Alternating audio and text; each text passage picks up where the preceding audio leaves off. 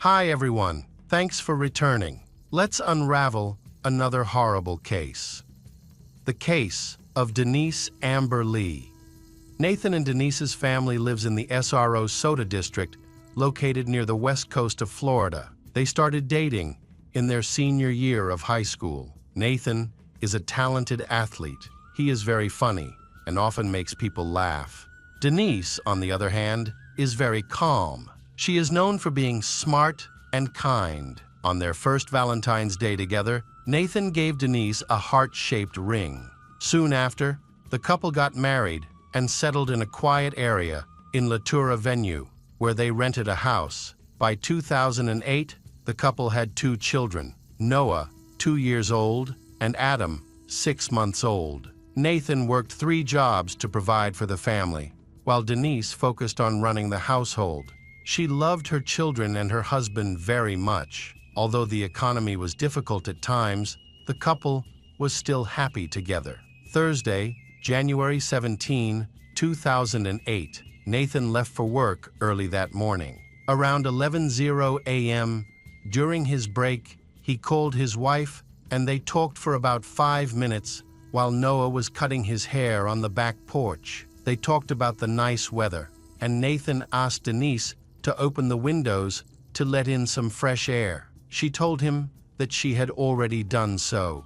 Everything was normal, and there were no problems. After hanging up, Nathan went back to work and finished his shift at 3:00 p.m. He then called Denise back to let her know that he was on his way home, but there was no answer. During the drive home, he tried to call her 8 more times. When Nathan got home, he found all the windows closed. Denise was not home. He found her keys and phone on the living room sofa. Like most people, Denise would never leave the house without those items, especially when there were small children home alone. Nathan found the 2 boys lying side by side in their upstairs crib. There was no sign of forced entry or struggle, and since the children were too young to understand what had happened, he sensed something was wrong. At 3:29 p.m., Nathan called the police and reported the situation. He told them he was in Northport at the Latura Venue and had just returned from work. He realized his wife was missing and he couldn't find her. The children were with him, but he had no information on where she might be, despite a thorough search of the house. Soon after, the police arrived at Nathan's house. The officers began knocking on neighbors' doors to see if anyone had noticed anything unusual. To everyone's surprise, a valuable lead emerged. Around 2:00 p.m., Jennifer Eckhart, a neighbor, was watching television when she saw a dark green Chevrolet slowly driving down the street. The car drove around the front of her house about 5 times. The car stood out because of its distinctive black front liner, which was added to protect it from minor damage. The neighbor sensed something was wrong and stepped into the front yard just as the car pulled into Nathan and Denise's driveway. Jennifer stared at the driver, thinking he was just looking for a house and had finally found it. Feeling reassured, she went back inside to watch TV. However, after about 10 minutes, she stepped outside again just as the car drove away. Although she did not catch a glimpse of the passenger, she carefully observed the driver's face and later gave the police a brief description of him. After calling 911, Nathan reached out to Rick Goform, a police officer in nearby Charlotte County. Within 30 minutes, Rick organized a large search for Denise, involving officers, search dogs, patrol units, and even a helicopter. The Northport area was put on alert. Denise was declared missing, and posters were distributed to raise awareness of her disappearance. Local police were instructed to closely monitor a dark green Chevrolet and its driver, described as a chubby white man in his 30s. More than 2 hours passed without any sign of Denise or any other clues to aid the search. At 6:14 p.m., police received a call from Denise. She said she was in a car that was being taken somewhere.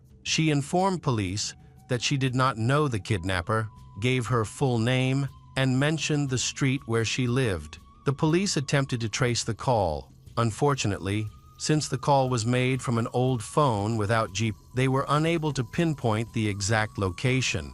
However, they were able to identify the registrant of the number as Michael Lee King, a 36-year-old man. Michael was recently divorced and was raising his 12-year-old son on his own. It is important to note that he has a low IQ of around 76, which makes him mentally retarded. He was in a childhood accident when he was 6 years old. He suffered a serious brain injury while skiing. Despite these challenges, Michael has lived a normal life and has never had any legal problems. Denise gave her name and home address in the call to the police, and the police immediately forwarded this information. The recording of the call was passed on to Denise's father, who recognized his daughter's voice, confirming that she was in danger. It was clearly Michael who had kidnapped Denise. During the call, Michael mentioned his cousin, Harold. Suddenly, after Denise's call ended at 18:23, the police received another call from Harold's 17-year-old daughter, Sabrina. Sabrina said that her uncle Michael stopped by to visit her father, and a woman jumped out of his car. Michael pushed her in. Then he borrowed a shovel and a can of gasoline from Harold. At around 6:00 p.m., Michael did indeed show up at his cousin Harold's house. He parked his car on the side of the road. He asked for gas, a flashlight, and a shovel. He explained that the lawnmower had gotten stuck in the mud in front of his house. As Harold was handing him some things, they heard a woman screaming in distress from the car. Harold asked Michael what was going on, but Michael dismissed it, saying that Harold didn't need to worry. Michael then got into the driver's seat and drove away quickly. Initially, Harold thought that he might have just witnessed a family argument between Michael and his new girlfriend. However, he couldn't shake the uneasy feeling about the situation. To avoid making a mistake, Harold decided to go home first to see if Michael was okay. When he arrived, Michael wasn't there, and he wasn't in the front yard either. Meanwhile, their daughter, Sabrina, was worried about the uncut lawn, which prompted her to call the police. Police became concerned when they learned about the items Michael had taken from Harold, prompting them to intensify their search. At 6:30 p.m., just 7 minutes after Sabrina's call, 911 operator received another call from Jane Kowalski, who was driving south on the freeway. She noticed something disturbing. She reported that while stopped at a red light on Chamberlain Street, another driver pulled up next to her, and she heard a woman screaming loudly from inside the car. Jane described the car as blue, like a Chevrolet from the early 2000s. The driver was a light-skinned man, and there was a woman in the back seat who was screaming and banging on the windows. Jane then reported that the driver was about to turn left, and the dispatcher advised Jane to follow him closely and keep an eye on him. Moments later, Jane reported that the man accelerated away, making a sharp left turn onto Taldeblay, leaving her no time to react. Now, she was unsure if she could catch up with him because of the heavy traffic on the highway, which made driving very difficult. Jane believes she witnessed a kidnapping. She accurately described the driver and the make of the car. However, she got the color of the car wrong. She mistook green for blue. She observed a man turning the steering wheel with one hand while pressing the head of someone in the back seat with the other. She heard someone screaming and banging on the window. Jane then caught up with Michael's Chevrolet, and both cars remained stationary for a while, waiting for the red light. Eventually, Jane began to move, and Michael changed lanes to follow her. Jane deliberately drove slowly, thinking that the Chevrolet driver would pass her, allowing her to follow. But at that moment, Michael also slowed down and turned towards Mishtar 75. Jane then called the 911 operator and provided the location of Michael's car. But the situation then took a tragic and unexpected turn. Jane provided information to the 911 operator about the location of the kidnapper's car. However, officers were never dispatched to the location she provided. A recording of Jane's conversation with the operator shows the office was very noisy. The operator relayed the information to 2 dispatchers, while loudly expressing frustration with them. Both dispatchers admitted to receiving the information, but did not send patrol units to the designated area. The dispatchers later explained that Jane's call came during a shift change and that they were understaffed at the time. The dispatchers were eventually suspended without pay. A search helicopter and several patrol units were on standby, but no one informed them of the exact location of Michael's car. The next day, Jane saw a photo of Michael on the news and immediately recognized him as the driver she had seen the day before. She reached out to the police, introducing herself as the woman who had called 911 the previous day, and asked if they needed any more information. To her surprise, the officers were unaware of her call and did not know who she was. Now, let's go back to the day before when Denise was still in the car. At 5:50 p.m., 20 minutes after Jane's call, 911 received a 5th call. Michael's cousin, Harold, reported that he wasn't sure what the problem was, but it sounded like someone needed medical assistance. He mentioned a green 1995 Chevrolet and indicated that a woman inside the car appeared to need help.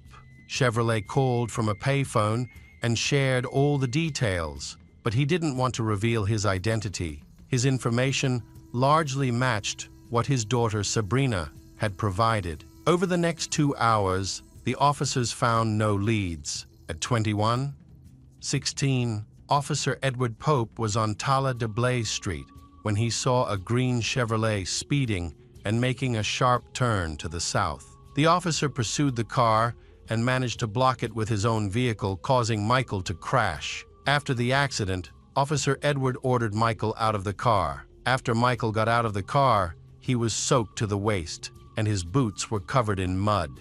In his pocket, the police found the phone that Denise had used to call 911, but it had lost its battery. The police checked the back seat of the car, but found no sign of Denise. The Chevrolet Camaro was towed by the Nordport Authority for a detailed inspection. Inside the vehicle, officers discovered a SIM card and a gasoline canister. The back seat and a blanket showed signs of staining. Denise's fingerprints were found on the exterior of the driver's window.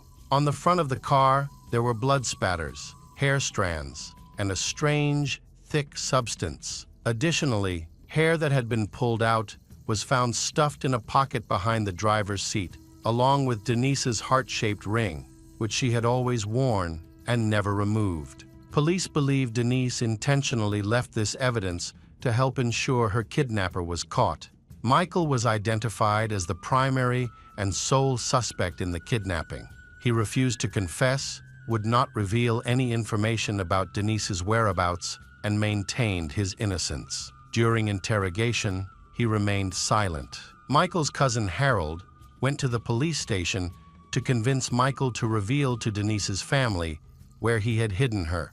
Michael eventually spoke up and claimed that he and Denise had been intimate. He said that they had been held hostage by a group of masked criminals who eventually killed Denise. With a search warrant for Michael's home, the police thoroughly examined it and discovered a blanket with white spots and some blood on it. DNA testing confirmed that the blood was Michael's. In the bedroom and kitchen, pieces of adhesive tape with hair attached were discovered. The DNA from the hair roots matched that of Denise. On January 18, the day after Denise went missing, a canine unit searched the area near Blaze Street. Searchers found 2 piles of sand with visible blood. They then excavated and discovered Denise's body buried 3 feet deep in a swampy grave. She suffered a gunshot wound to the head. A cartridge case was found nearby in the grass.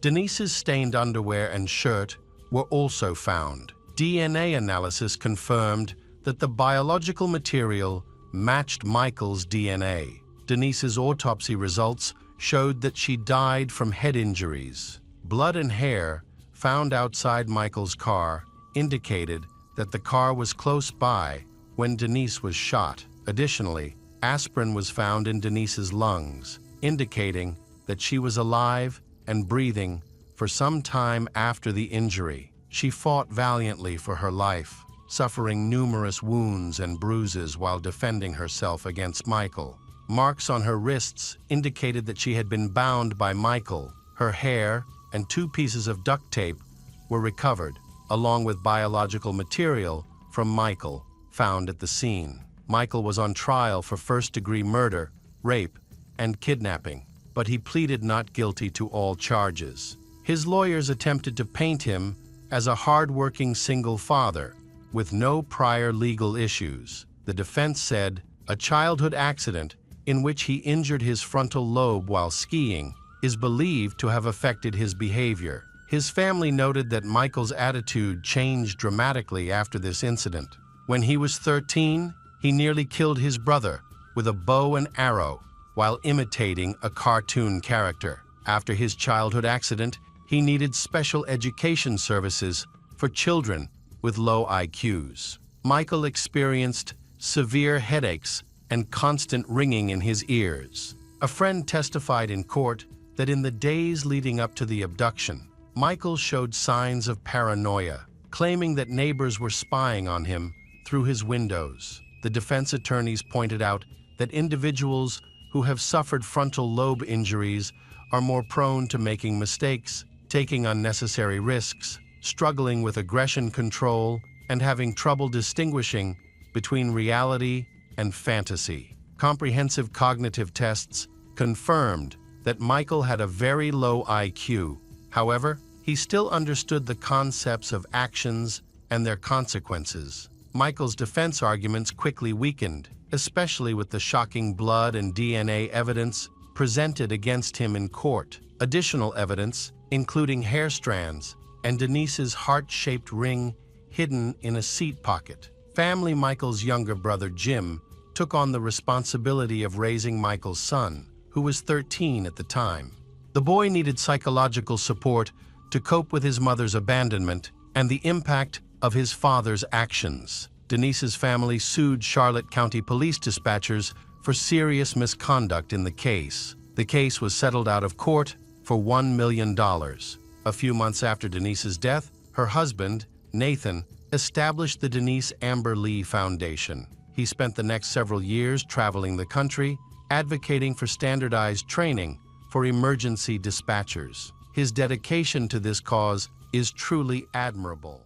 Hello friends, welcome to our channel. Today we're going to take a look at another horrible case with you. The case of Juan Carlos Garcia. Abril Perez was born on November 18, 1971 in Monterrey, Mexico. She is the second of 3 children. Her parents, Maria and Manuel, did their best to provide their children with a good education and aspirations for a better life. Together with her brother Javier and sister Ana, Abril's family lived a simple but hopeful life. Abril, Ana, and Javier all excelled in school, participating in musical activities, sports, and developing their talents. However, Abril showed early on a special ability in mathematics and business skills. She was an avid reader and was always the best student in her class. As a teenager, Abril started working to become financially independent, saving and always having savings from her school days. She was very disciplined, able to plan and manage her time effectively. Her goal was to get a quality college education to secure a well-paying job with plenty of career advancement opportunities. After graduating from high school, Abril was accepted into the most prestigious university in Nuevo León, where she earned a master's degree in finance and business administration. Her classmates described her as smart, focused, and ambitious, but also fun-loving, kind, and always ready to help others. After graduating, Abril was hired into the sales department of one of the largest and fastest-growing companies in the country. A few years later, she tried her hand at digital sales, a new and rapidly growing field, and realized it was the right fit for her. She quickly rose through the ranks, becoming the company's CEO within 2 years. Abril was young, beautiful, successful, ambitious, and on her way to the life she had always dreamed of. She built a brilliant career, provided for her family, and had many plans for the future. However, her personal life remained unstable, disappointing her loved ones. Abril believed that she would find true love and live a long, happy life. In the mid-1990s, when Abril's career was going strong, she met a young man named Juan Carlos Garcia Sanchez. A little over 3 years older than Abril, he had similar career ambitions to hers, which impressed her. In turn, he was attracted to her beauty, charm, kindness, radiant smile, along with her sharp intellect and strong determination. Juan Carlos graduated from a prestigious University of Science and Technology, where he excelled in the fields of economics and commerce. He then went on to study at Harvard University in the United States before returning to Mexico and building a successful career in the rapidly growing e-commerce sector. After meeting at a conference focused on the latest financial technologies, Abril and Juan Carlos met several more times as their companies worked on joint projects. Eventually, Juan Carlos realized that he had fallen in love with this intelligent and beautiful woman. Juan got Abril's phone number through mutual acquaintances, called Abril, and asked her out. Initially, they were both attracted to each other. Abril found Juan intelligent and energetic, able to chat about any topic. The relationship between the two developed rapidly, and by 1998, they decided to get married. At that time, both had achieved considerable success in their careers and were involved in developing online stores, a promising direction. Their life was like a real fairy tale, attracting the envy and admiration of those around them. After 3 years of marriage, they welcomed their first child, a daughter named Ana Cecilia, in 2001.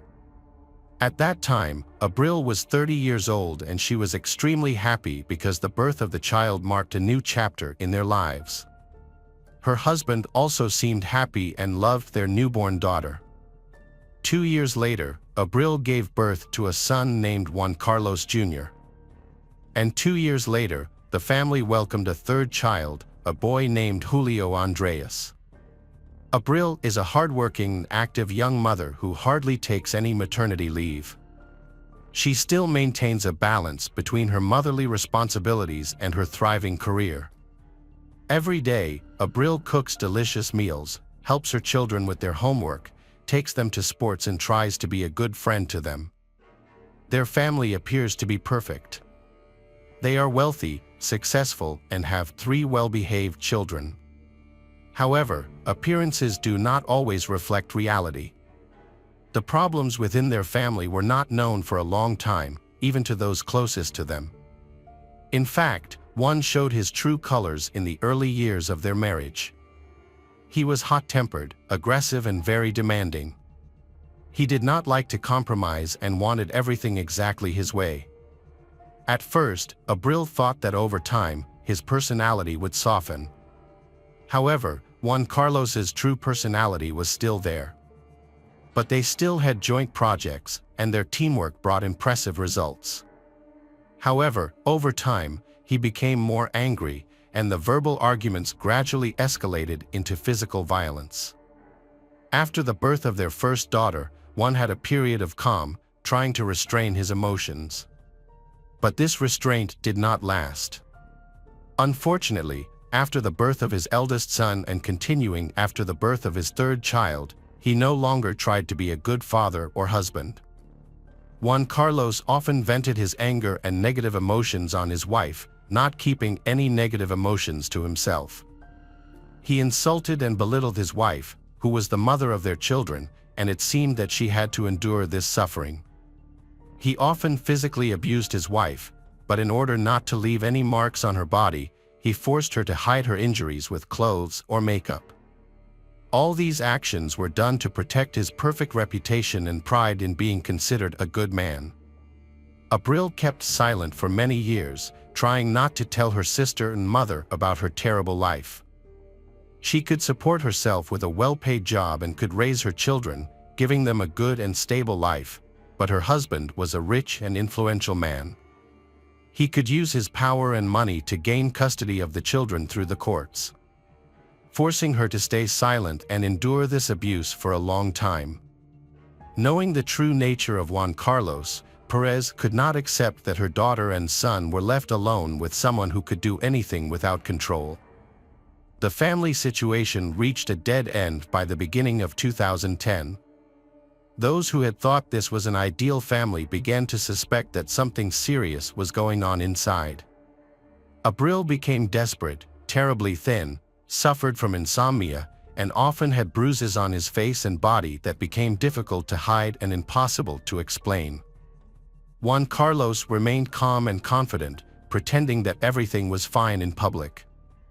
He continued to portray the role of a loving and caring husband, polite and affectionate to his wife, but the reality was completely different when he was at home.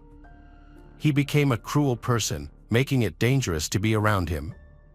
Although Abril's loved ones asked for a divorce, Abril insisted that everything was fine and that she would resolve the issue with her husband herself.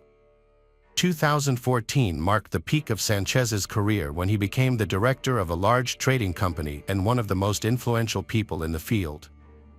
After his promotion, his family moved to Mexico City and settled in a large house in one of the capital's most beautiful neighborhoods.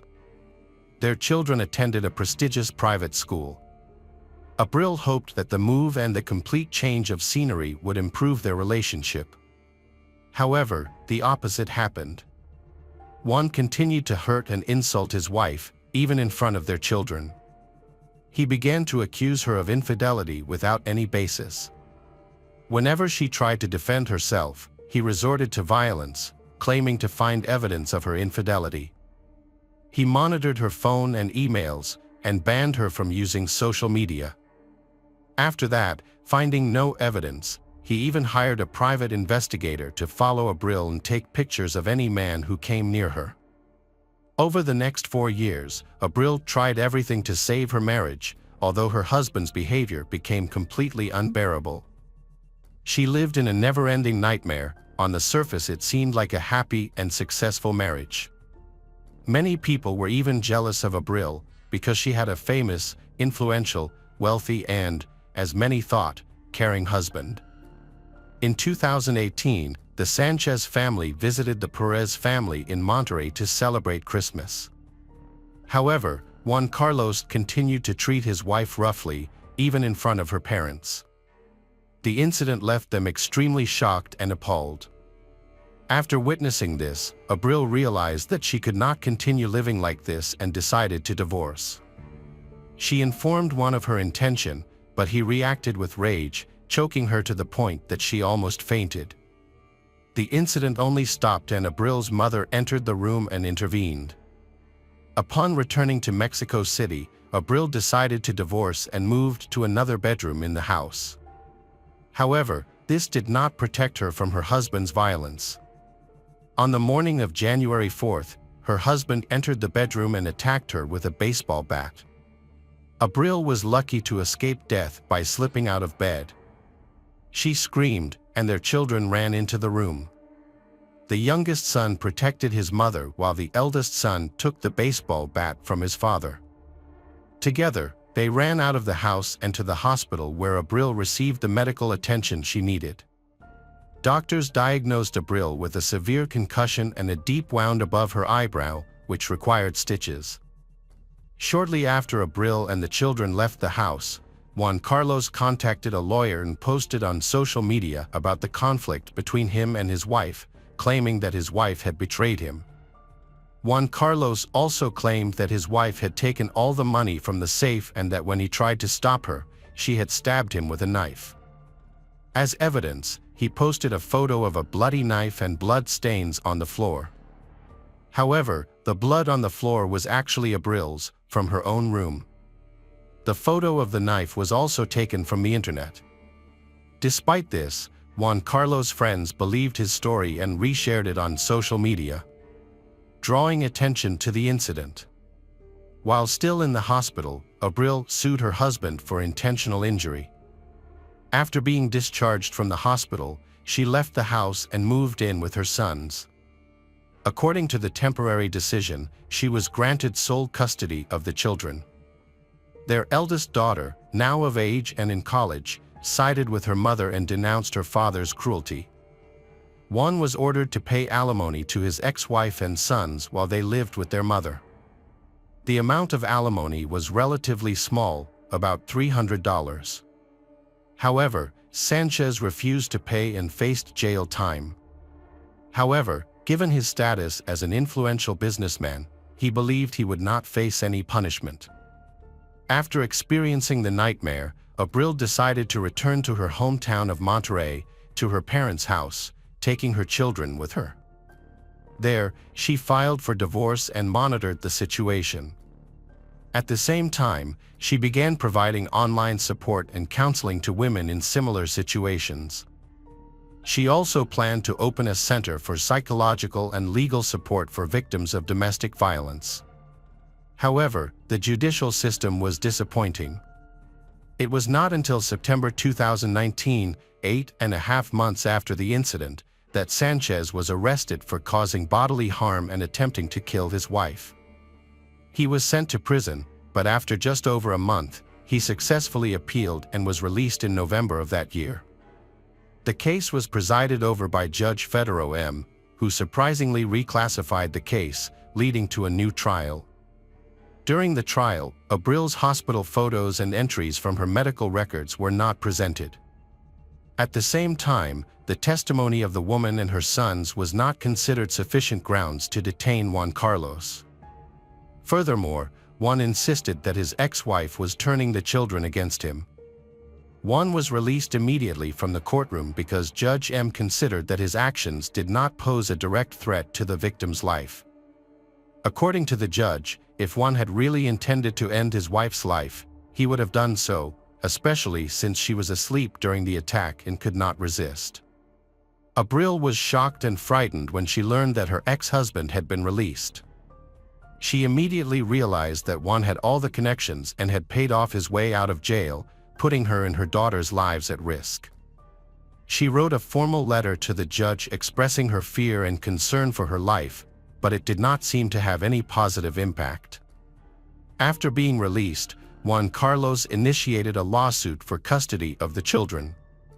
He demanded that she return to Mexico City to attend the hearing, and if she did not attend, the case could be decided without her, which would certainly be disadvantageous to her. She had no choice but to return to the city. Returning to Mexico City was a tragic scene that Abril could not avoid. On November 25th, Abril overcame her fears and went to Mexico City. She feared the man she had been living with, but she knew she had to face reality to protect her children. She planned to leave the city immediately after the hearing and had already bought a plane ticket back, which Juan Carlos also knew. On the day of their custody hearing, a tragic incident occurred. After the hearing, Abril, her sons, and their lawyers got into a car and headed to the airport. However, when they reached a traffic light, a motorcyclist stopped next to their vehicle and suddenly pulled out a pistol, firing 2 shots at Abril, who was sitting in the front passenger seat. He then quickly fled the scene. 1 bullet passed through and grazed the youngest son who was sitting in the back seat, but fortunately none of the children were seriously injured. Abril was taken to the nearest hospital, where doctors tried to save her life for more than 6 hours. However, due to severe injuries and loss of blood, they were unable to save her, and she passed away that evening. Abril's family immediately flew to the capital and asked the authorities to arrest the person they believed was behind the attack. However, law enforcement agencies had a different view. They said that without identifying the shooter, it would be difficult to determine his motive and the details involved. Meanwhile, Juan Carlos remains free and the police begin searching for the perpetrator, a process that could take a long time. The orphans have been placed in the care of relatives on their mother's side for the time being, while their father prepares for another legal battle to regain custody.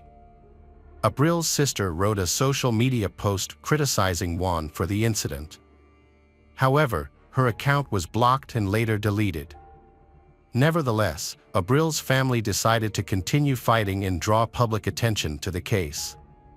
They stressed that the attack occurred on a day dedicated to protests against domestic violence, which made the incident even more despicable. The public outcry forced the prime suspect, Juan, to flee. Abril's family drew attention to the tragedy that had befallen them. At the same time, people also began to openly discuss many cases of men trying to kill women but being unpunished and still going free. Mexican politician and women's rights activist Claudia Sheinbaum Pardo has officially confirmed that Abril's case will be reinvestigated and classified as femicide. Judges could face consequences if Juan Carlos's guilt is proven. Juan Carlos, a businessman who posts frequently on social media, has called for his ex-wife's perpetrators to be found and punished to the fullest extent of the law. He has stated that despite his disagreements with his ex-wife, he would never harm the mother of his children. However, his daughter, Ana Cecilia, has taken a stand against her father and left an angry comment, accusing him of cruelty and including photos of her mother in the hospital after Juan Carlos attacked her with a baseball bat. Despite the case receiving extensive media coverage, it was decided to leave Juan free while the investigation is ongoing. He has been placed under a restraining order and must report to the police weekly. However, after he failed to appear at the scheduled time, a warrant was issued for his arrest. As expected, no one could find the defendant. Juan used his money and connections to quickly leave the country and enter the United States. Mexico contacted Interpol and reported the fugitive accused of serious crimes.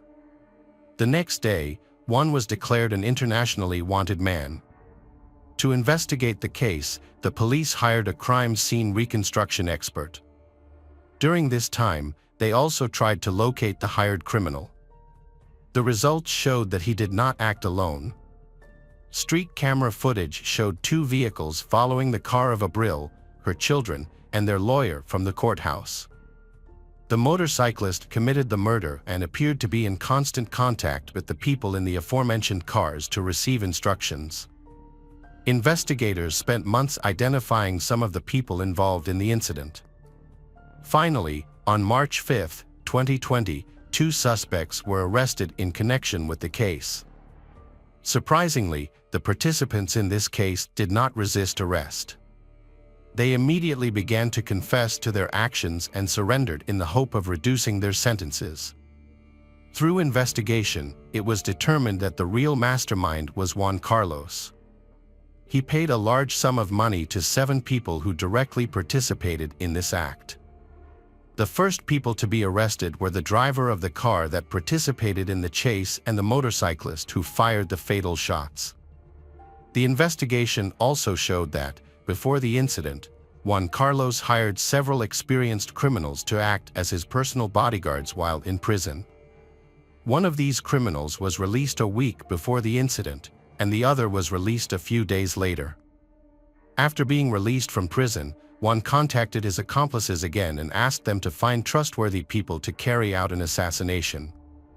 He promised to pay a large sum of money to each of them if they succeeded. Once all the participants were identified, Juan transferred the promised money and provided details of the route and vehicle the victim would use. However, the most difficult part of the plan was luring Juan's ex-wife to Mexico City. He resorted to threatening Abril that he would take the children if she did not appear in court. Although she complied with the court order, she had no intention of staying in the capital and planned to return to Monterrey the same day.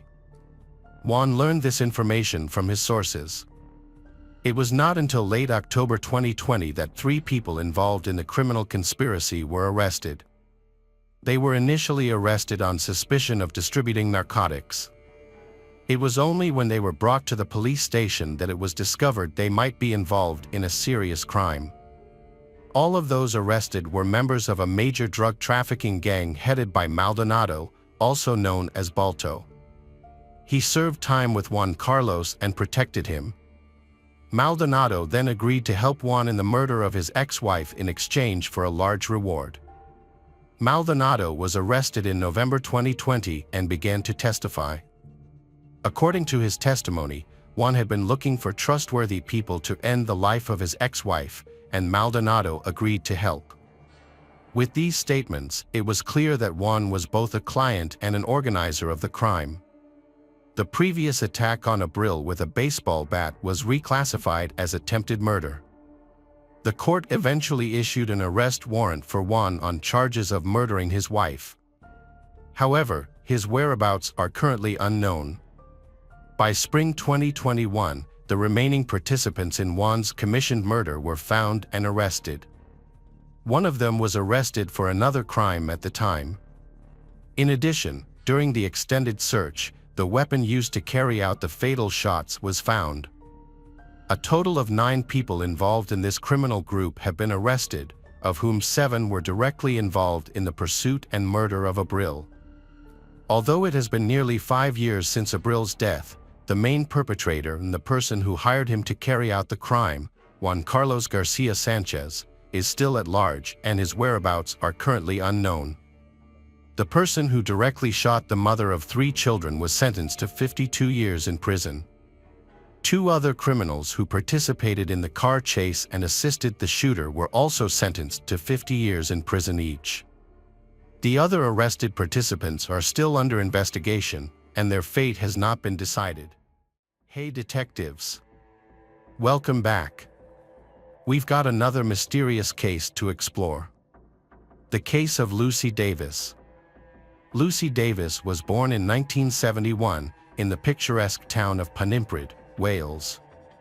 Her childhood was filled with love and warmth, thanks to her parents, Roger and Andre, who created a happy and comfortable home. Lucy grew up in the beautiful village of Glenk with her younger sister, Anna. Lucy took her first steps surrounded by majestic mountains and enchanting forests.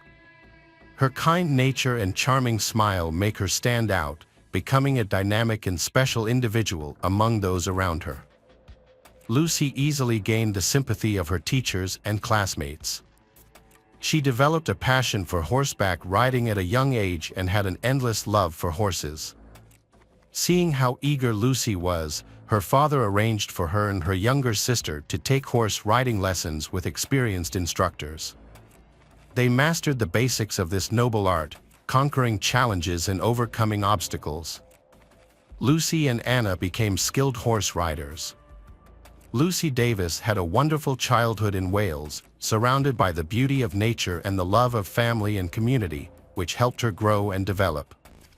Lucy and Anna developed a passion for horse riding, which not only brought them companions but also taught them valuable life skills such as discipline, self-control, and responsibility. Their talent and perseverance earned them recognition at prestigious competitions, where they won multiple awards. However, Lucy's interests extended beyond horse riding.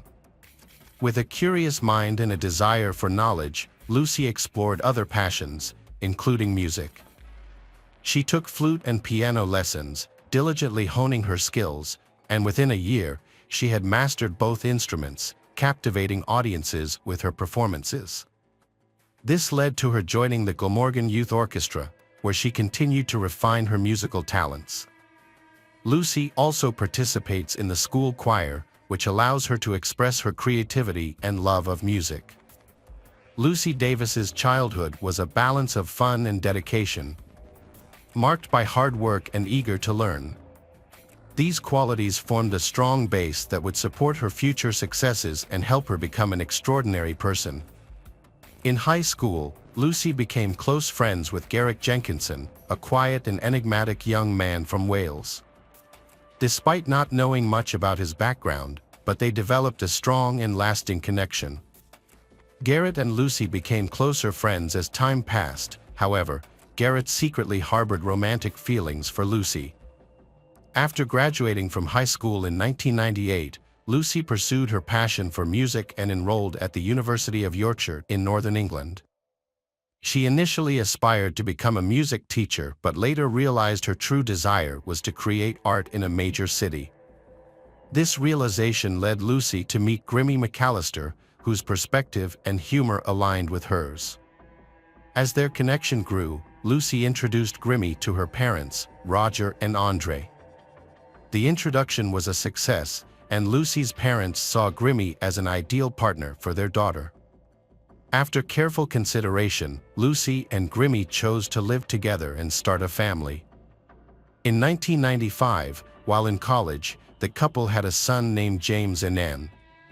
To care for their child, Lucy took a break from her studies, while Grimmy continued his education and worked night shifts at the postal sorting department to support their family. Despite the challenges she faced, Lucy was hopeful about their future, driven by her love for her family and her aspirations for a better life. However, spending months at home with the baby took a toll on her, and she began to feel lonely. The fact that she and Grimmy rarely spent time together, due to his night shifts, made the problem even worse. Seeking companionship and someone to talk to, Lucy created a social media account under the nickname Miseria. This virtual outlet allowed her to share her experiences and connect with others.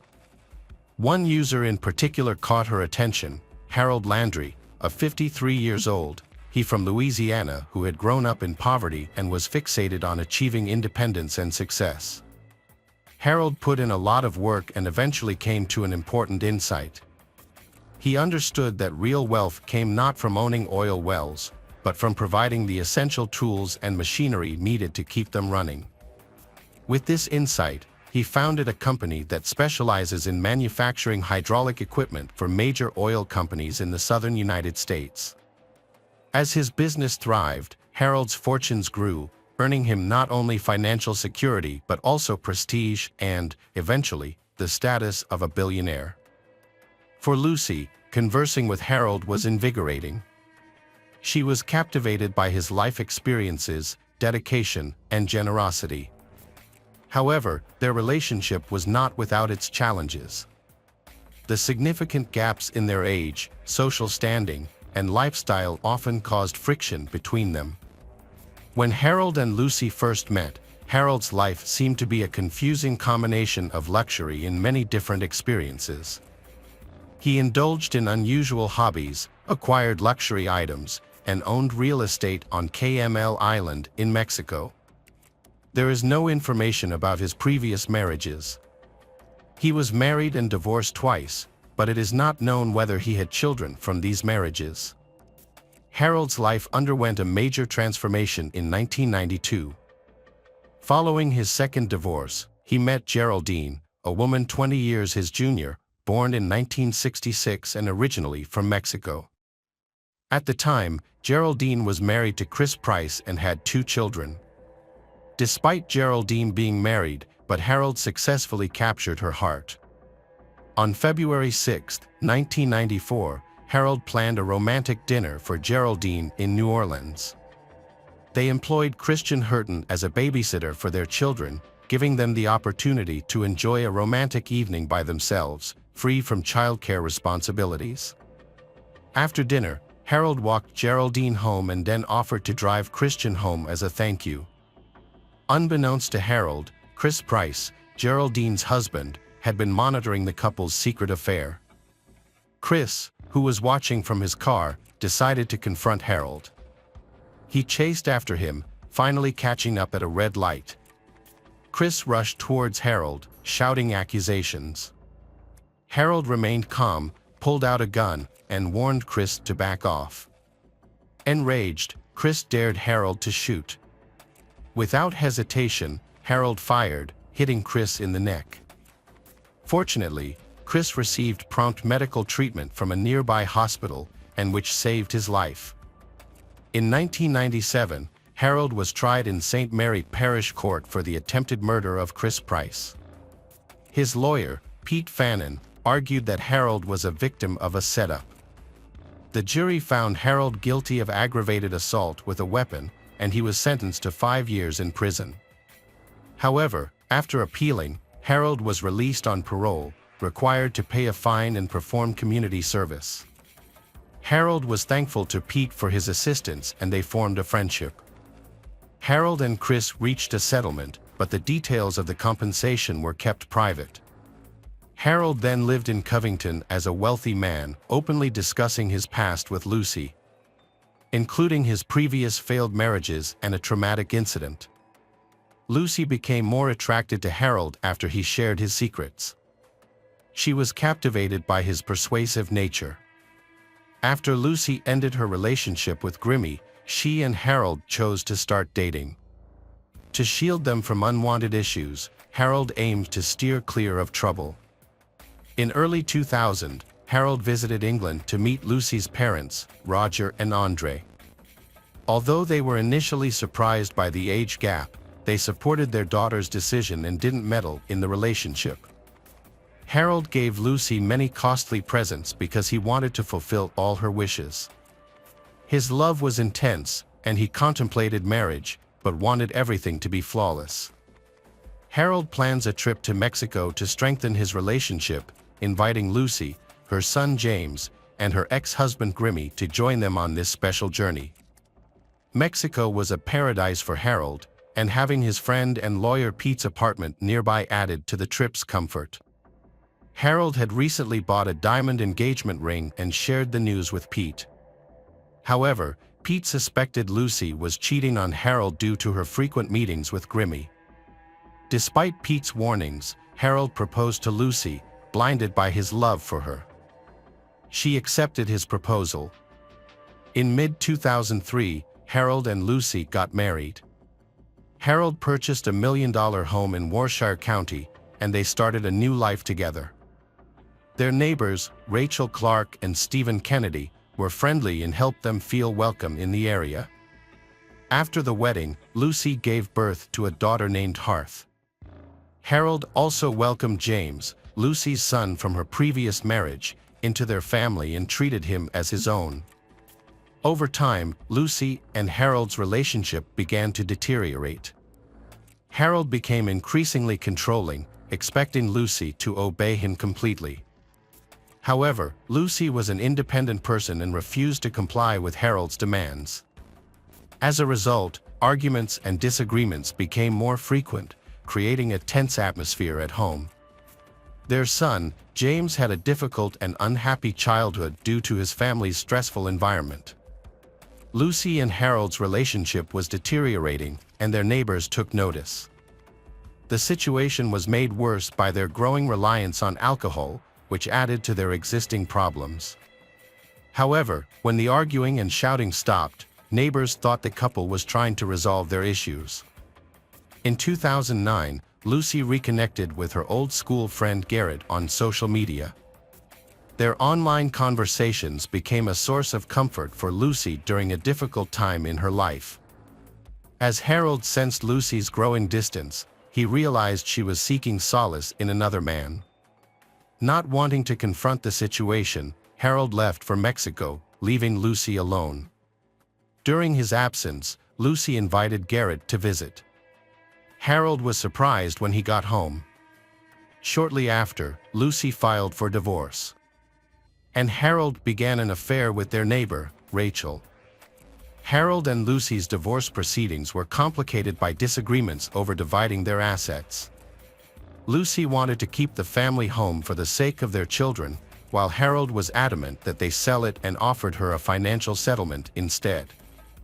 The situation between Lucy and Harold became increasingly heated, and Lucy revealed some of Harold's past secrets. When Lucy returns home, the arguments continue, and the tension between her and Harold causes Jameson and Harth much suffering. On the evening of Monday, February 1, 2010, Harold was drinking wine when a package intended for his neighbor, Stephen Kennedy, was mistakenly delivered to his address. Later that evening, around 9 p.m., Stephen stopped by Harold's house to collect his package after noticing the delivery notification. Upon arriving, Stephen was greeted by Harold, then Harold offered him a glass of wine. Although Harold had already been drinking and was visibly intoxicated, Stephen accepted the offer. After a brief visit, during which he collected his package and exchanged greetings with Lucy, and Stephen left. Harold and Lucy's argument soon resumed, this time centering on Lucy's plans to buy furniture for her new home. James rushed into the kitchen after hearing a commotion and witnessed Harold physically abusing his mother with a kitchen utensil. James immediately called the police and comforted his younger sister. Meanwhile, Lucy grabbed the children and attempted to escape the house, heading to Stephen's residence in search of help. However, Harold caught up with her during the escape and violently attacked her with a knife, stabbing her in the chest. He then dragged her body under a nearby bush, attempting to conceal the crime. Upon hearing the screams, Stephen rushed outside and discovered Lucy's lifeless body. Initially, he thought she had fainted, but soon realized the gravity of the situation. Police officer Steve C. Fox arrived at the crime scene and immediately called for an ambulance. He then began searching the neighborhood for Harold, but unfortunately, he was unable to find Harold. The children, traumatized and frightened, hid in the house until the police arrived. A tragic incident drastically altered the family's life, leading to a prolonged and challenging struggle for justice. An ambulance quickly arrived and transported Lucy to Yorkshire Hospital, but unfortunately, she succumbed after to the hospital. At the same time, a fearful Harold knocked on his friend Rachel's door, his voice shaking. He confessed to doing something terrible, but didn't reveal what it was. Harold then gave Rachel a large sum of money, $40,000, along with all his cash, car keys, and paychecks. After that, he headed home. Meanwhile, the police were searching for Harold. They scoured the streets, interviewed witnesses, but he seemed to have vanished. However, luck eventually turned in the detectives' favor, and Harold was arrested on his way back from Rachel's house. His face, filled with fear and remorse, was telling. Lucy's family, including her parents Roger and Andre, were overcome with grief. In a statement to the press, they expressed their profound sorrow at the loss of their daughter and chose not to make any additional comments. The forensic examination confirmed that Lucy died from multiple stab wounds to the chest. The investigation relied heavily on evidence discovered at the crime scene and a key eyewitness account from James, Lucy's son, who saw the tragic event unfold. February 24, 2011, was a day of tension in the courtroom, as everyone waited anxiously for the verdict in the trial of 64-year-old Harold Landry, who was accused of murdering his 38-year-old wife, Lucy. The jury had just delivered their guilty verdict, and the air was thick with bitterness and loss. Harold should have been Lucy's rock and protector, stood accused of her murder. His lawyer and friend, Pete, had passed the case to experienced attorney Andy Child, who faced an uphill battle in defending Harold. The defense's task was to convince the court that Harold never intended to take Lucy's life. The defense claimed that Harold acted in response to Lucy's aggressive behavior. Overcome with emotion, Harold swore he loved his wife and was consumed by remorse, insisting he never meant to hurt her. As part of his defense strategy, he pleaded guilty to manslaughter in connection with Lucy's death. However, the prosecution presented damning evidence, including disturbing photographs of multiple wounds on Lucy's body. The brutality of Harold's attack left no doubt about his guilt. After a thorough review of the evidence, the court delivered its verdict. Harold Landry was found guilty of Lucy's death and sentenced to life in prison. He must serve 16 years before being eligible for parole, at which point he will be 82 years old. The story of Harold and Lucy is a tragic love story. Although the trial is over, the consequences of this tragedy still linger. Lucy's parents, Roger and Andre, felt that the verdict was fair, but it did not alleviate their grief. Meanwhile, Harold Landry maintained his innocence and vowed to appeal the decision. He claimed that he would not change anything, even with the benefit of hindsight. Harold has been held accountable for his actions. Hello again, true crime fans. We've got another mysterious case to explore. The case of Sarah McLynn. Harold Sasko was born in Titusville, Florida, on September 11, 1961, and later became a resident of Kansas City. His family had 12 siblings, and he was known to be responsible and help his siblings with housework. After college, Harold opened his own pizzeria and expanded his business, opening 2 more restaurants in Lawrence and Topeka. In 1990, he relocated to Lawrence with his then-wife Anna and their 3-year-old daughter Mendez.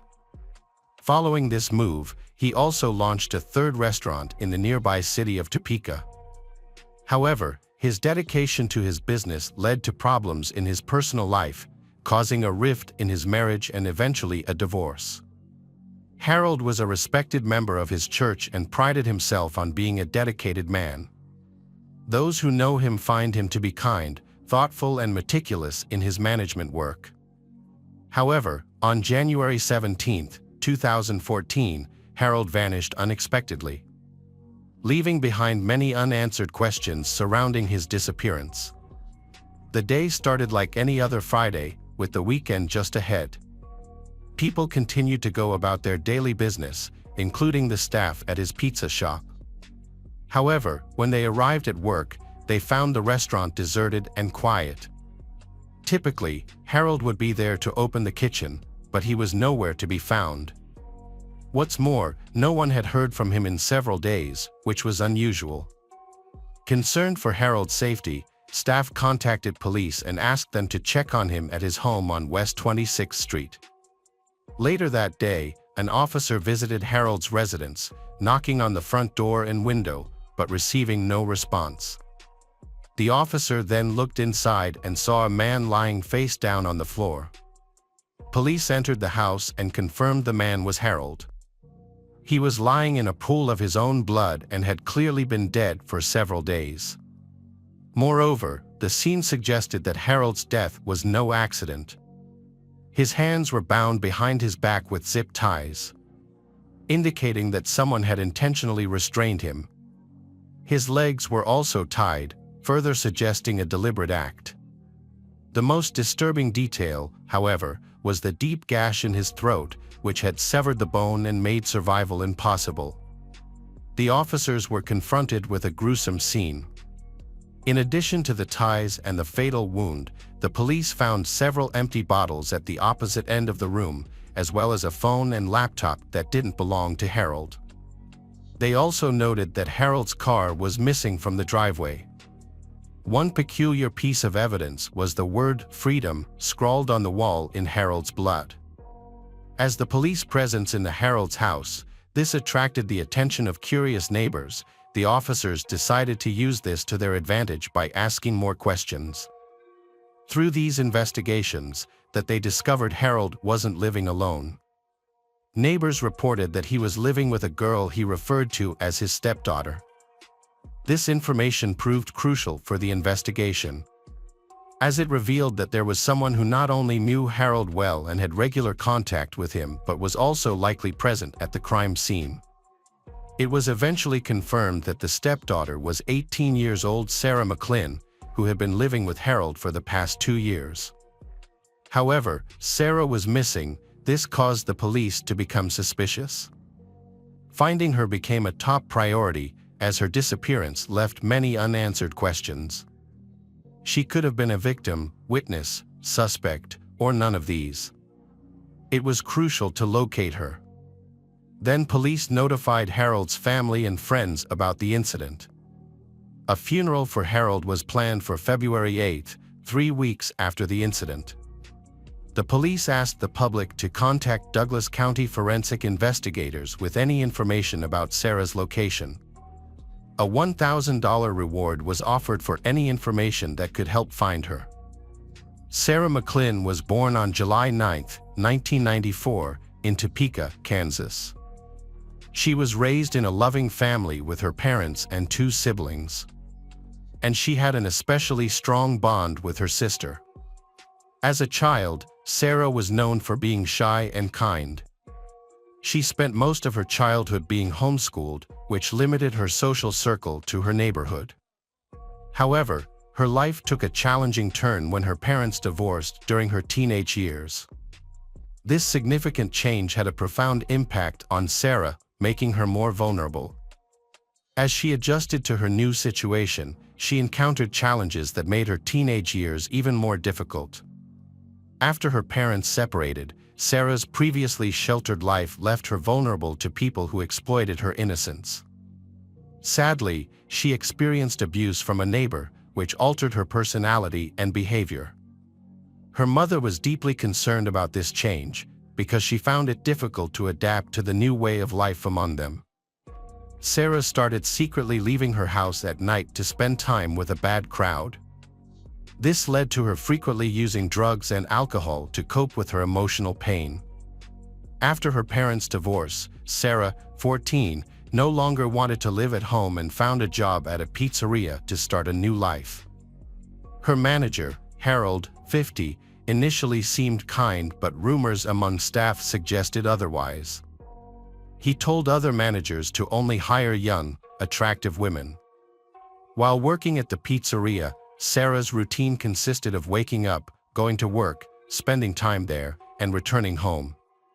However, she often spent her nights drinking before going back to her family's house.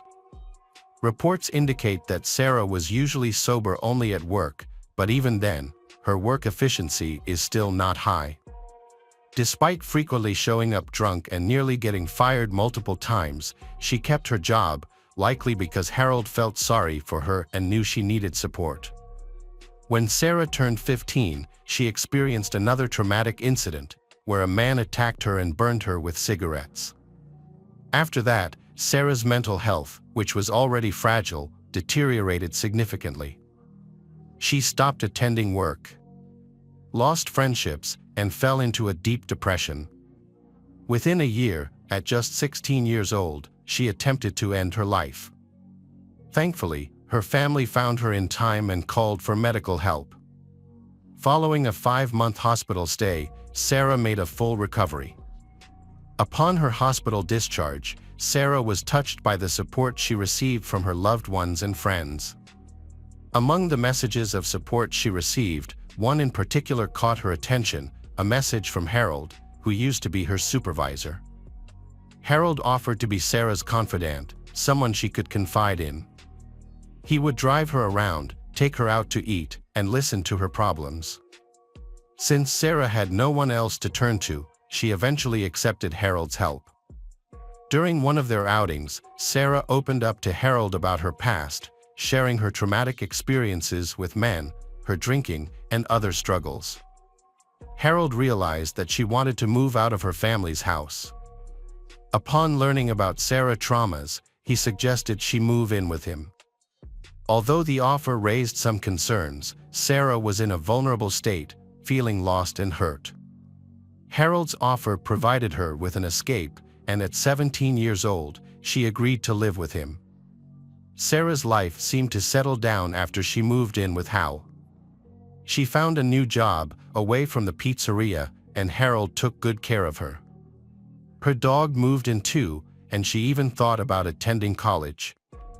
However, Sarah's mother, Michelle, was not pleased with the situation. She found Harold odd and the whole story suspicious. Whenever Michelle wanted to discuss this issue with Sarah, their conversation would become tense, and they would argue loudly, causing Sarah to distance herself even more. Michelle doubted that Harold's intentions were as pure as he claimed. She worried that Sarah was too naive to see the potential issues.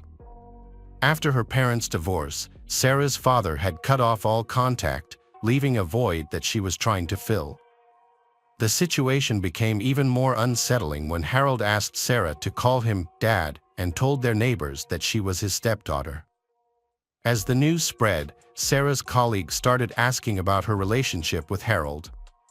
Sarah would tell them that he was just a friend, but from the outside, it seemed unusual for a 50-year-old man to take in a troubled 18-year-old girl.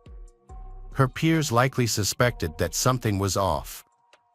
After Sarah turned 18, she felt uneasy as Harold's behavior changed drastically. He started buying her alcohol and illegal drugs, made jokes about them being in a romantic relationship, and even suggested a sexual relationship. Harold kept a record of everything he spent on her, including rent, cosmetics, and substances, in an attempt to make her feel indebted to him. He made it clear that she couldn't leave until she paid him back. As a result, Sarah felt trapped and eventually gave in to Harold's advances, leading to a 10-month period of a sexual relationship with the man she once considered a father figure. They had sex several times a week, and Sarah's only way to cope was to consume alcohol and use substances, further increasing her debt to Harold. Harold's behavior was inconsistent, often criticizing Sarah one moment and complimenting her the next.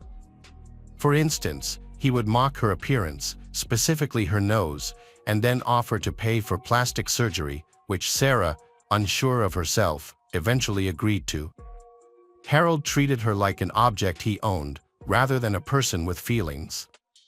He exerted control over her by covering expenses, including $16,000 for gum implantation and planning to spend another $16,000 on breast implants. These costs would be added to her debt, forcing her to pay him back when she was financially able. Feeling trapped, she felt she had no way to escape this situation. Harold became even more controlling and threatening. He claimed he would not let her escape, which made her mental health problems worse. To cope with her situation, Sarah was prescribed antidepressants.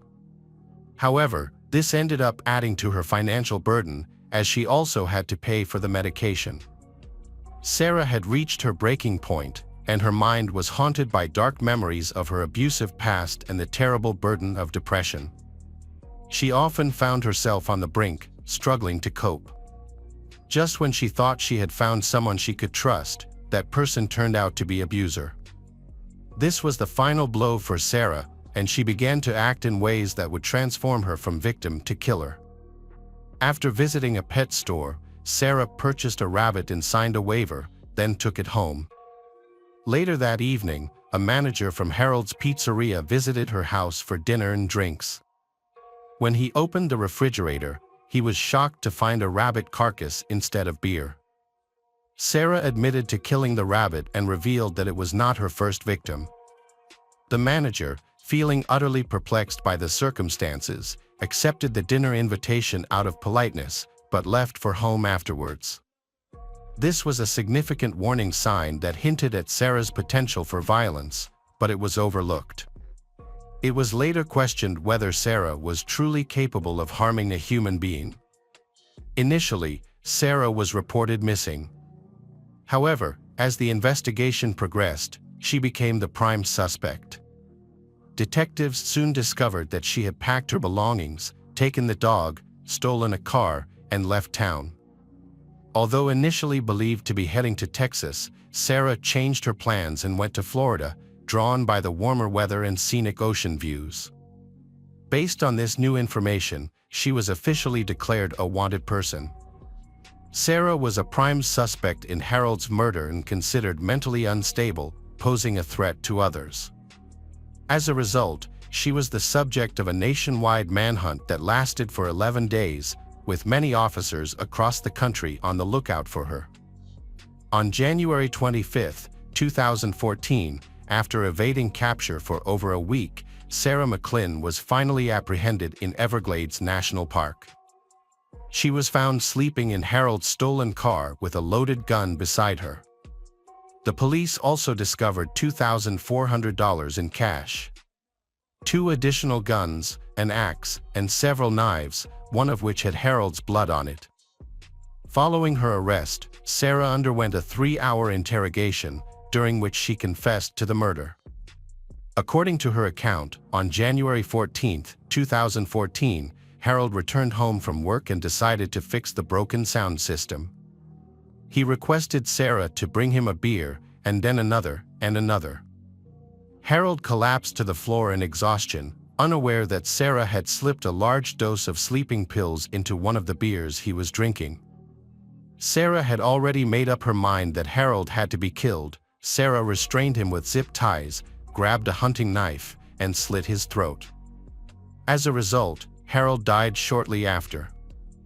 Following the incident, Sarah took a shower, washing off the blood while listening to her favorite music. She then called her workplace, claiming she would be out for a few days due to a family member's passing. Sarah packed her belongings, including a photo of her sister, took the dog. and fled in Harold's stolen car under the cover of night. To avoid detection, she left her cell phone and laptop behind. During the interrogation, Sarah openly discussed her motives. She explained that she had been trapped in the house Harold's, deeply in debt to he sought to control her.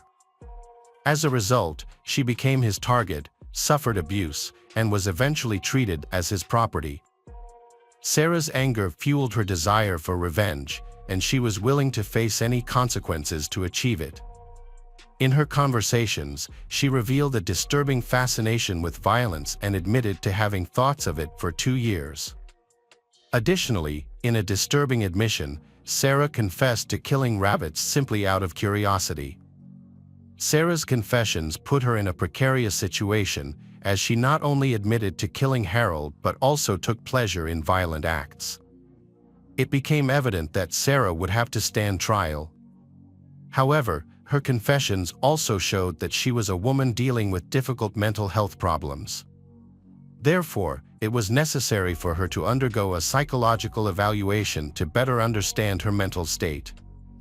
The evaluation would help identify any underlying psychological disorders, in addition to her newly expressed tendency towards violence and her reports of memory lapses, during which she felt detached from her own mind. After a thorough assessment, Sarah was diagnosed with dissociative identity disorder. As it turned out, Sarah had multiple personalities within her, each representing a different side of her complex character. These included Vanessa, a fierce warrior, Alice, the sensitive and emotional part, and Mila, a feminine, gentle side. However, the most tragic version of them was the unnamed individual who bore the full weight of the trauma and oppression. During Sarah's trial, her defense team centered argument around dissociative identity disorder. According to Sarah, one of her alternate personalities, Alice, had suicidal thoughts but was convinced by her other personalities not to harm herself. Instead, they collectively decided that killing Harold was the only solution. The defense team argued that Sarah was in a state of clinical dissociation when she committed the crime, implying that she was not fully in control of her actions. However, the prosecution argued that despite the severity of the abuse Sarah suffered from Harold, the investigation suggested it was consensual. Despite acknowledging the authenticity of Sarah's mental disorder, the judges ultimately found her guilty of murdering Harold. She was sentenced to life in prison with the possibility of parole after 50 years, a verdict that shocked both Sarah and her family. The sentencing decision raised concerns that the court had not adequately considered the long-term abuse Sarah endured and her mental state at the time of the crime. As a result, many felt that her punishment was disproportionately harsh. In response, Sarah filed an appeal, arguing that the court should have taken her history of abuse into account during the trial. Fortunately, by that time, more evidence of Harold's horrific behavior had come to light. Upon analyzing his computers, detectives discovered a large collection of illegal pornography. Furthermore, another woman reported that Harold had abused her 2 daughters.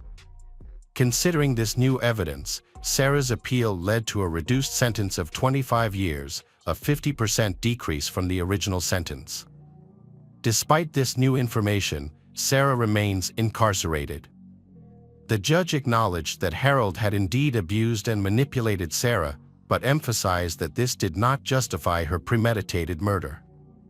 Initially, Sarah was a victim of Harold's exploitation. He was a master manipulator, deceiving many in with his charm. Some individuals still recall his generosity, as he had helped employees in financial. Harold's family acknowledges his wrongdoing but also remembers his positive qualities. They believe he needed help, not death. Similarly, Sarah's family agrees that she should face consequences for her actions but thinks the sentence was too severe, given the circumstances of her trying to escape her abuser. Harold was a complex individual, well-liked by many, yet with a darker side. His story shows how life's difficulties, traumatic incidents, and not having enough support can result in very unfortunate consequences. Sarah was abused by someone she trusted, suffered lasting damage to her mental health. However, this trauma does not excuse her intentional killing of another person. Ultimately, Harold's story teaches us to look beyond a person's appearance, as their true nature may be hidden. Harold, perceived as kind and generous, was actually manipulative and predatory. Hello friends, welcome to our channel. Today we're going to take a look at another horrible case with you. The case of Elle Edwards. Elle Edwards, a 26-year-old woman, she was a vibrant and beautiful young woman who worked as a cosmetologist at a local beauty salon and assisted a dermatologist. Her positive attitude and kindness have helped her win the hearts and satisfaction of all her customers, even the most difficult ones. Edwards is a highly skilled beauty professional, known for being cheerful and always smiling. At the same time, she was determined and constantly working towards her goals and dreams. On December 24, 2022, her sister Lucy flew in from Dubai to spend the holidays with their family, and Edwards eagerly awaited her return. To celebrate this special occasion, Edwards, her sister, and their friends decided to go to the local pub in Liverpool's Wallasey Village, UK. Here they were having a fantastic time, laughing, dancing, and singing karaoke in a joyful atmosphere. Without their knowledge, someone with ill intentions was nearby. As they exited the pub at approximately 11:50 p.m., someone placed an emergency call. Shortly thereafter, a minimum of 12 shots were fired. Edwards was struck by 2 bullets, and she's suffering a severe head wound. The emergency services were immediately dispatched to the scene. They quickly loaded Edwards into an ambulance and rushed her to the local hospital. Unfortunately, she succumbed to her injuries en route, as they were fatal. When the police informed Edwards's family of the tragedy, they were shocked and disbelieving. No one could comprehend how this could have happened to Edwards, a beautiful and lively young woman. It was unthinkable that she could have had enemies who wished her harm. In the early stages of the investigation, detectives had no leads. The attacker launched a surprise assault and then quickly disappeared, leaving behind a single shell casing in the victim, who was severely bleeding at the location where the crime occurred. The assault was swift yet clearly premeditated, affording Edwards no opportunity for survival. However, it was unclear whether the attacker meant to target Edwards or if Edwards was simply in the wrong place at the wrong time and got hurt by someone who was mentally unstable. A car of unknown origin pulled up near the entrance of the pub, and shortly thereafter, gunfire erupted. Apart from the fatality, 4 other men sustained gunshot wounds of varying degrees. All of the victims were young adults, aged between 22 and 33. Police initially believed Edwards may have been a random victim of the attack. It was known that criminal gangs operated in the area and the shooting might have been a confrontation between gang members. However, this was just speculation that needed to be confirmed or ruled out during the investigation. To learn more, the detectives looked into Edwards's background. Like the witnesses, Edwards's relatives had no idea who would want she dead. The detectives planned to speak with more witnesses and those who had been shot at by the unknown criminal. They also asked the pub owner for security footage. The investigation involves conducting interviews with numerous individuals and thoroughly reviewing extensive video footage. Multiple police officers were working on the case. It was necessary to answer several difficult questions following the attack. The large number of victims raised concerns about whether the attack was a spontaneous act of aggression or a targeted assault. To investigate, all witnesses were interviewed, and authorities began analyzing mobile communications data, which proved to be a time-consuming task. The media was alerted to aid in the investigation. Law enforcement officers appealed to the public for assistance, urging anyone with valuable information to come forward and visit the police station. Specifically, they were looking for any video recordings that might have been taken by eyewitnesses, which could potentially show the car used by the perpetrator. To encourage people to share any relevant information, the police held a meeting with local residents. It was assumed that someone might have witnessed the attack or have information about the perpetrator. To encourage people to come forward, community leaders reassured residents that they should not be intimidated by the criminals or the local feuding clans. The police visited residents door to door to gather information and provide support. Specially trained officers worked with Edwards's family to provide emotional support during this difficult time. Through their efforts, it was discovered that the perpetrator had left the pub parking lot in a dark-colored car. Although witness accounts were limited due to the darkness, the vehicle was most likely a dark Mercedes. Later, outdoor surveillance cameras confirmed the events. The killer drove into the parking lot, but didn't immediately open fire. Instead, he observed the pub visitors for some time from his car, which was positioned to give him a clear view of the entrance and most of what was happening inside. He seemed to be waiting for the most convenient moment to attack. After a few minutes, when Edwards got out, the killer quickly got out of the car, fired 12 shots in a row, then immediately got back in and drove away. Investigators studied the recordings and concluded that the attacker acted alone, without any backup. Unfortunately, it was impossible to determine exactly where the perpetrator fled. The detectives conducted a thorough investigation, going door to door to speak with local residents, providing a detailed description of the car and the circumstances surrounding the incident. Their goal was to identify the killer. The streets were patrolled 24/7, and within 2 days, they had detained 2 suspects. However, their involvement in the crime couldn't be proven without proof. The detectives then made a public statement, vowing to continue their pursuit of the unknown shooter until they were brought to justice. This was intended to reassure local residents, who were outraged by the rising crime rates and the authorities' seeming inability to stop it. There was speculation that the attack may have been sparked by a feud between local gangs, with Edwards being an innocent bystander. However, this theory was still unconfirmed and required further investigation.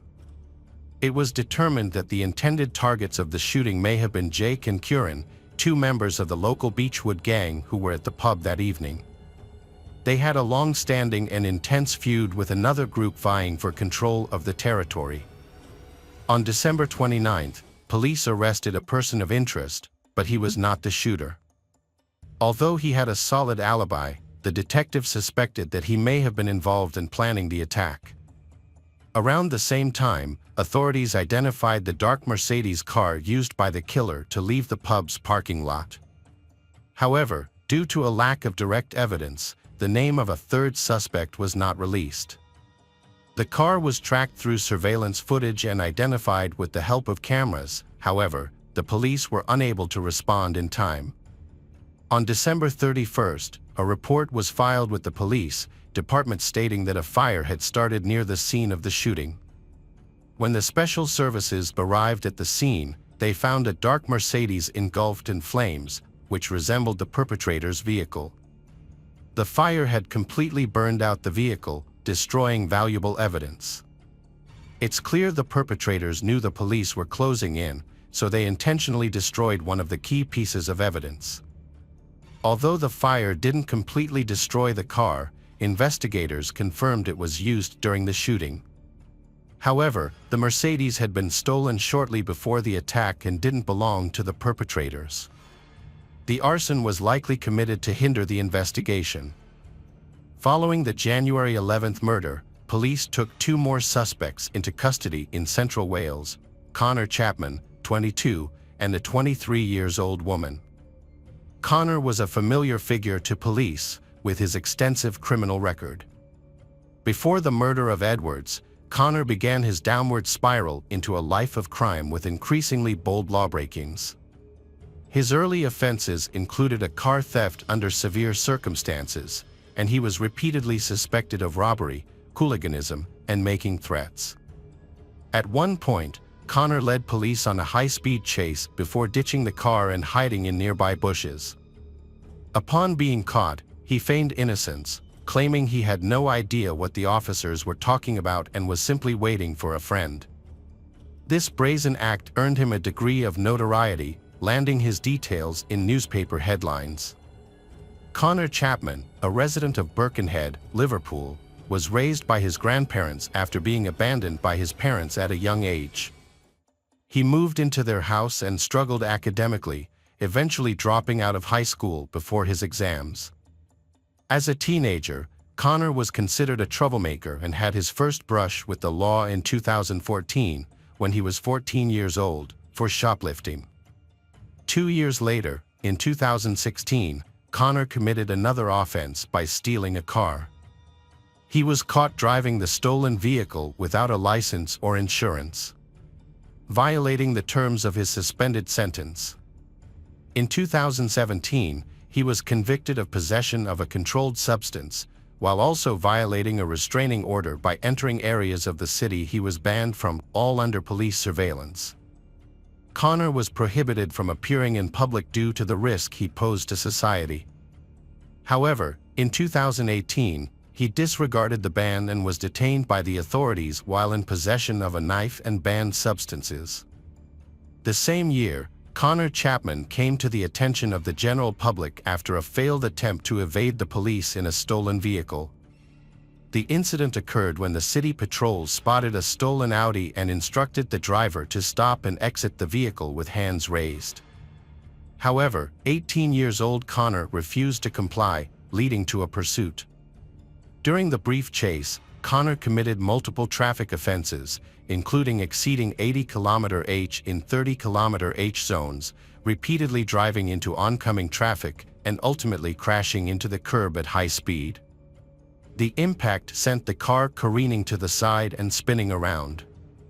Unable to continue, Connor exited the vehicle and fled on foot. However, the patrol caught up with him in the bushes just a few hundred meters away. Connor claimed he was waiting for a friend, but it was clear he was not telling the truth. In court, Connor's lawyer explained that his client had been influenced by a group of older friends who were a bad influence. The court decided not to punish Connor and released him. It was discovered that he had attention deficit disorder, along with several other conditions, which were diagnosed by a private specialist. Connor in question was sentenced to up to 8 months in prison due to numerous traffic violations and reckless behavior. Additionally, he was banned from driving after his release. By the time he reached adulthood, he had accumulated 14 convictions for 30 separate offenses, demonstrating a clear pattern of disregard for the law and social norms. It is clear that he has no intention of reforming and constantly refuses to conform to the rules and norms of society. Although his behavior was recognized as potentially hazardous, there were no sufficient legal grounds to isolate him from the community, primarily because his actions had not yet resulted in serious harm to anyone. The public expressed anger and frustration with the authorities for not taking action against Connor Chapman, a man with multiple convictions. Despite his numerous run-ins with the law, he continued to commit crimes, putting innocent lives at risk. In January 2020, he was sentenced to 10 months in prison for possession of a cold weapon and substances in a public place. The police publicly warned the community about him, and after serving his sentence, he was wanted for at least 5 more crimes. When caught, Connor boasted about spending more time in prison than out, seemingly proud of his record. By 20, he had accumulated 19 sentences for 43 crimes. However, he was released again in the summer of 2022, just 6 months before the death of L. Edwards. During this time, he appeared in court again, and his lawyer attempted to garner sympathy by sharing that Connor's first child was born while he was in prison. At this point, Connor's girlfriend was pregnant with a baby girl. He claimed to have turned his around and wanted to make amends, but this was just a ruse. In reality, he wanted to escape and return to his life of crime. The police were already aware of his involvement with a local gang that sold prohibited substances, but he was being tried for a lesser offense, the burglary and theft of 2 electric motorcycles. On December 24th, a violent altercation erupted between two rival gangs in Beechwood Estates, near the wooden church. The gangs were fighting over territory, but failed to reach an agreement. Seeking revenge, a young gangster armed himself with a submachine gun and waited 3 hours to track down his targets, Kieran and Jake Duffy, who were at the Moke pub. Just before midnight, he drove to the parking lot, identified his victims, and waited for the perfect moment to strike. Then he exited the car and fired 12 bullets into the building. Duffy was seriously injured, but he survived despite the life-threatening attack. However, Elle Edwards was not as fortunate. She was hit by 2 bullets in the head. Edwards fought for her life, but she died in the medic's arms on the way to the hospital. Edwards had unintentionally crossed paths with the killer's targets that evening and had no idea the night would end so tragically. The pub was crowded at the time of the attack. 1 person was killed, and 4 others were wounded. A 22-year-old man was shot in the leg, a 24-year-old man was wounded in the arm, and a 33-year-old man was injured in the wrist. Fortunately, none of these injuries were life-threatening. Edwards's friends tried to provide her with first aid and performed CPR at the scene. Unfortunately, their efforts were not enough to save her life. Edwards's sister, Lucy, was much luckier. She had been living in Dubai and had flown home to celebrate Christmas with her family just minutes before the attack. She had already left the pub, so she was not affected at all. Later, Lucy recalled how she had wanted to take her sister with her, but Edwards had wanted to stay with her friends. On January 25, 2023, a funeral was held for Edwards, who was tragically killed in a gang-related incident. Hundreds of people attended to pay their respects to the innocent victim.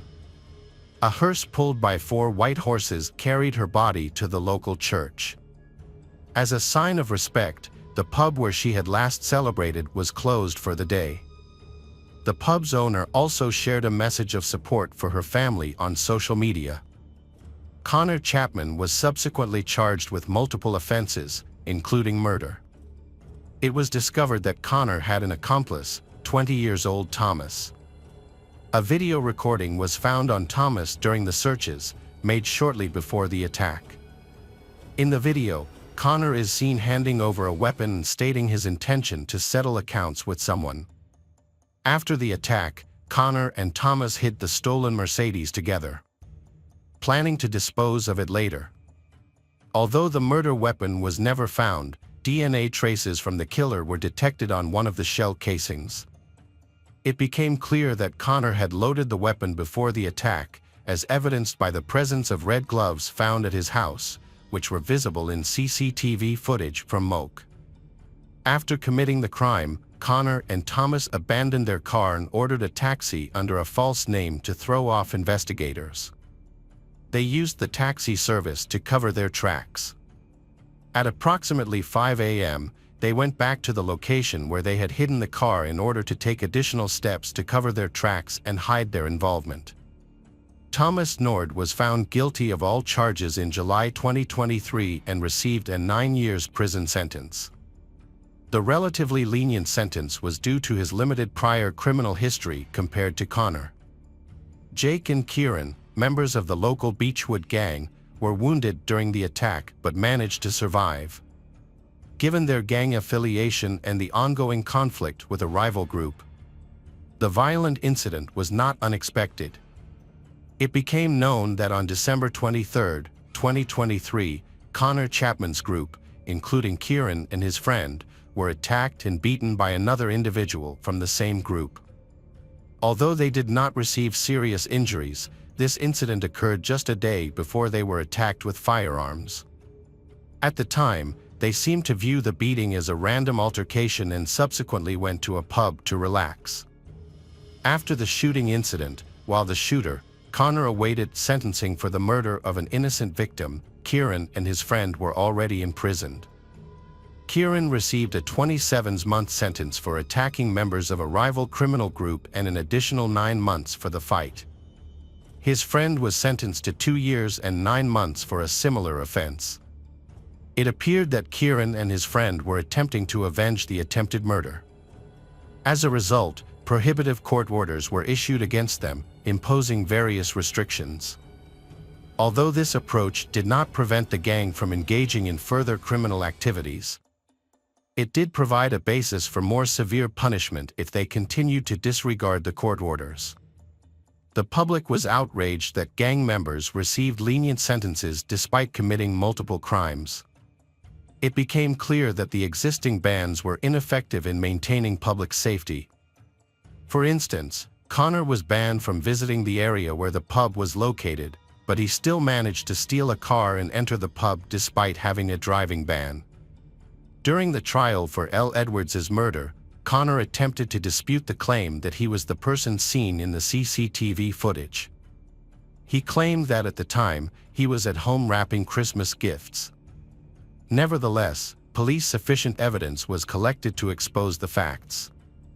The hearings lasted 3.5 weeks, exposing all the incident leading up to the attack. It was discovered that the motive behind the attack was a turf war between two rival gangs. Connor had no connection to L. Edwards, he was completely indifferent to her fate, as well as the fate of the other innocent people in the bar. He was driven solely by uncontrolled rage. After attempting to murder two rivals, Connor planned to escape to Spain to evade capture.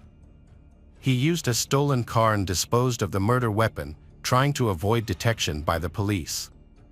He also avoided using public transportation.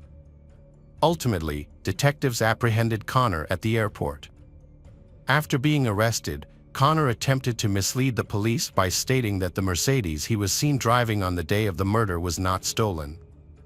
Instead, he claimed it was a shared vehicle used by his criminal group for distributing substances. He denied being the driver and continued to try to convince the jury that he was not the one who opened fire that evening. In a desperate bid to escape the consequences, Connor claimed he had only just discovered that someone from his group had used the vehicle to attack the pub. Before the jury deliberated on the verdict, L. Edwards' father gave a heartfelt speech, expressing his hope that the perpetrator would never be able to spend Christmas with his loved ones as a free man again. The jurors, comprised of P. Asen and Sim Janine, reached a unanimous verdict after 3 hours of deliberation. They found Connor Chapman guilty of all charges, citing that he had committed the crime with callous disregard and showed no remorse for the accidental killing of L. Edwards, taking away her promising life. Rather than showing regret, Connor spent several days systematically eliminating all evidence and traces of the murder that could implicate him. The motive behind the attack was attributed to a rivalry between criminal gangs. On July 7, 2023, Connor was sentenced to life imprisonment with the possibility of parole after serving 48 years of his sentence. After the verdict was announced, L. Edwards' father raised his fist in triumph. However, the incident sparked widespread public outrage. The city's residents felt unsafe knowing they were caught in the middle of a turf war between rival gangs. These gangs possessed a large number of firearms and had shown a willingness to use them, as evidenced by L. Edwards' murder.